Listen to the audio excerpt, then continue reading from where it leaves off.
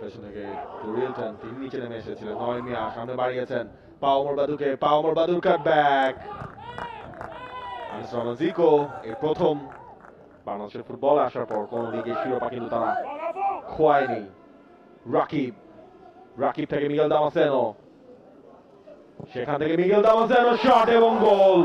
ডোরিয়েলটন Gomez তিনি আলতো করে বাড়িয়ে দিয়েছিলেন মিগেল দামাসেনোকে এবং সেটাই বসুন্ধরা কিংসকে ম্যাচের লিডটা এনে দিল। এবং দেখুন আমরা বলছিলাম 24 মিনিটের মধ্যে Bashundhara Kings average time.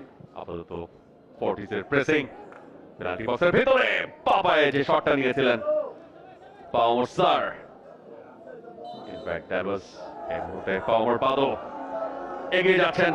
Anisur Rahman Chicco সামনে ছিলেন, অলমোস্ট 1-1। তপু বর্মন ক্যাপ্টেন দৌড়ে এসে ক্লিয়ার করলেন। ওয়ান্স এগেইন মিগেল দামাসেনো থ্রু বাড়িয়েছেন রাকিব।